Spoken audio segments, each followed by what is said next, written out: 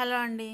ఎంతో టేస్టీగా ఉండే ఈ స్వీట్ ఎలా తయారు చేద్దామో చూద్దామండి. దీనికోసం అయితే మీకు ఇంట్లో ఉన్న వస్తువులతోనే గోధుమ నూక, పాలతో చేశాననమాట ఇది. ఒకసారి మీరు కూడా ట్రై చేయండి. దీనికోసం అయితే ఒక కప్పు గోధుమ నూక తీసుకోండి. నేనైతే హాఫ్ కప్పు తీసుకున్నా. అలాగే దీంట్లోకి ఒక స్పూన్ మైదా పిండి వేయండి. అలాగే ఓ స్పూన్ పంచదార,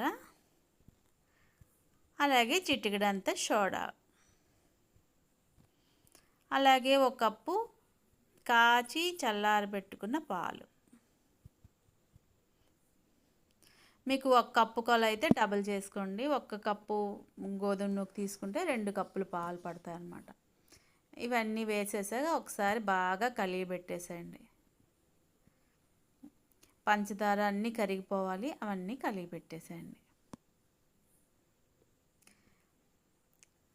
అన్నీ కరిగిపెట్టి అయిపోయిందండి. ఇప్పుడు స్టవ్ మీద ప్యాన్ పెట్టి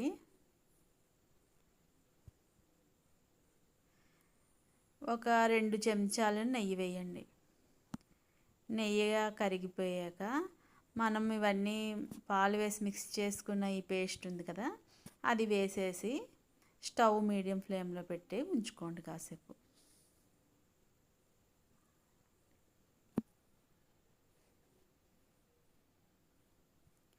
దీనికి ఒక 5 నిమిషాలు టైం పడుతుందండి. స్టవ్ మీడియం ఫ్లేమ్లో పెట్టి ఉండలు కట్టకుండా కలుపుతూ ఉండండి.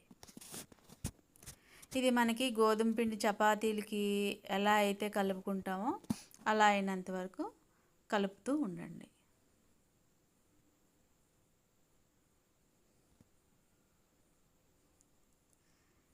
ఇది బాగా దగ్గర పడిపోయినంత వరకు ఒక 5 మినిట్స్ వరకు మాత్రం కలపండి, లేకపోతే ఉండలుగా అయిపోతుంది అన్నమాట. దగ్గర పడిపోయింది.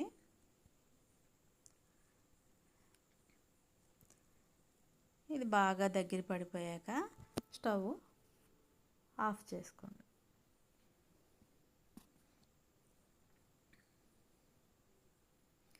చూడండి, మనకి ఉండ చేసుకునే విధంగా అవ్వాలన్నమాట. అది మాత్రం చూసుకోండి. చూడండి, మీకు ఉండ అయిపోయినట్టుగా రెడీ అయిపోయింది. దీన్ని తీసేసి పక్కన పెట్టుకుందాం.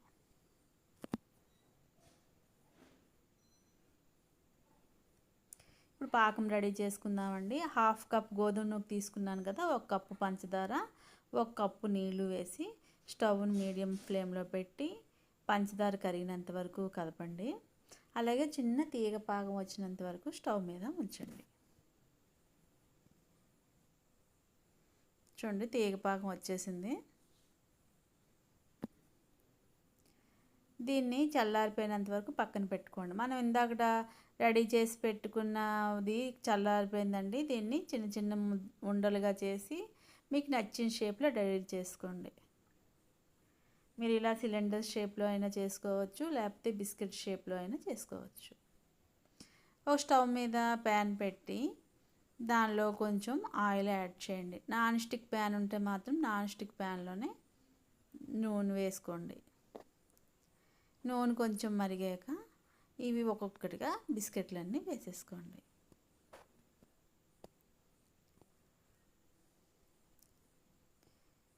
ఇలా వేసుకున్నప్పుడు మాత్రం స్టవ్ మాత్రం మీడియం ఫ్లేమ్లో పెట్టండి.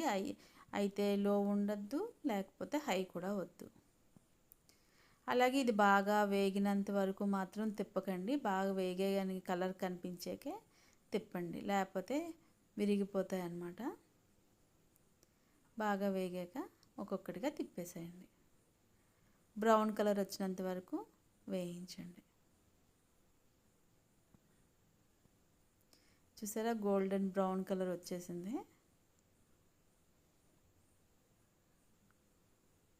ఇవన్నీ తీసేసి నూనె వాడినంత వరకు ఒక్కసారి విదిపేసేయండి. అలాగే ఇందాక మనం పాకం తయారు చేసుకొని పెట్టుకున్నాం కదా, అది గోరువెచ్చగా ఉన్నప్పుడు ఇవి వేసేసేయండి.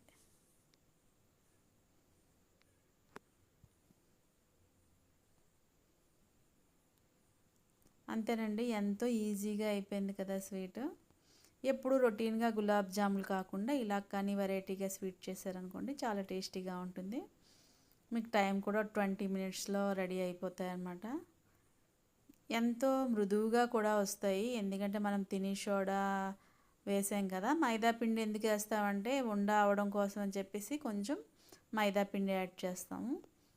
అంతేనండి. ఈ వీడియో కనుక నచ్చితే లైక్ చేయండి, షేర్ చేయండి, సబ్స్క్రైబ్ చేయండి.